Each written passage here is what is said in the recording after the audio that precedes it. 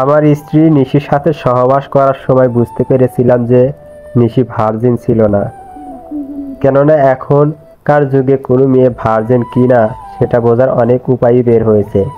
তার মধ্যে সবচেয়ে কমন সেটা হলো সহবাসের সময় রক্তপাত। কোনো মেয়ের সাথে সহবাস করার সময় যদি আপনি ওই মেয়েকে স্পর্শ করার প্রথম ব্যক্তি হয়ে থাকেন, তাহলে মেয়ের রক্তপাত হবে। এটাই স্বাভাবিক, বা এটাই আমরা জানতাম। আর আমিও সেটার উপরই ভর করে বলছি, আমার স্ত্রী নিশি ভার্জিন ছিল না। নিশির আমার সাথে সহবাসে রক্তপাত হয়নি, তার মানে নিশি ভার্জিন না।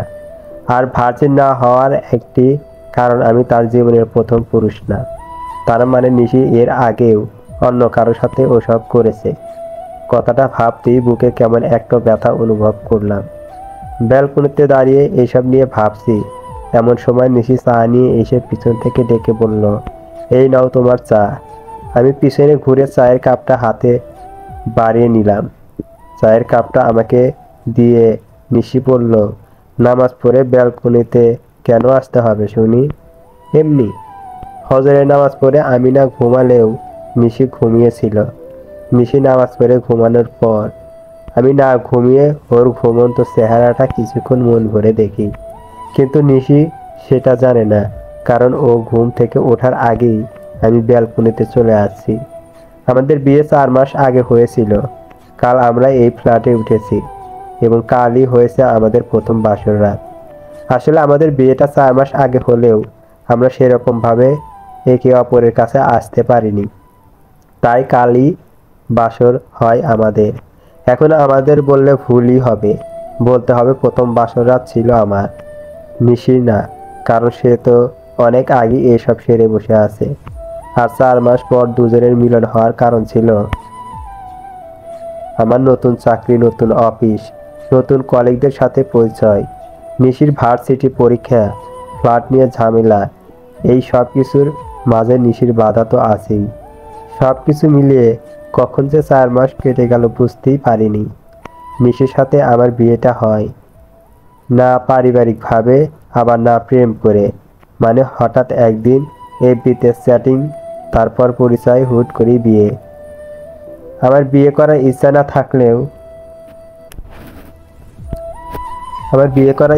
থাকলেও নিশির কথায় রাজি হয়েছিলাম। কারণ নিশি দেখতে যথেষ্ট সুন্দরী। ওর বাবা ঢাকা শহরের নামকরা বিজনেসম্যানদের একজন ছিল। এরকম একটা মেয়ে আমার মতো ছেলেকে বিয়ের কথা বললে কি আর না করতে পারি? আর নিশিকে বিয়ে করার সব পেয়েছি, চাকরি, এই নতুন ফ্ল্যাটটা। তখন বুঝিনি নিশির মতো মেয়ে হঠাৎ করে কেন আমাকে বিয়ে করতে চাচ্ছে। কিন্তু তখন না বুঝলেও এখন বুঝতে পারছি নিশি কেন আমাকে বিয়ে করেছে। কি হলো? চুপ করে দাঁড়িয়ে কি ভাবছো নিশি? ওহ বলো। ঘুরে আসো আমাদের ফেসবুক পেজ থেকে। নিশি আমাকে জড়িয়ে ধরে বলল, সকালের শহর কত সুন্দর, তাই না?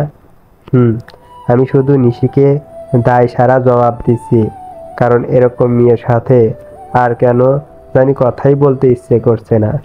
নিশি তার হাত দিয়ে আমাকে আরো শক্ত করে জড়িয়ে ধরে আমার কানে একটা কিস করে বলল, আই লাভ ইউ। আমারও খুব ইচ্ছে করছিল নিশিকে জড়িয়ে ধরে বলি, আই লাভ ইউ টু, কিন্তু কেন জানি বলতে পারছিলাম না।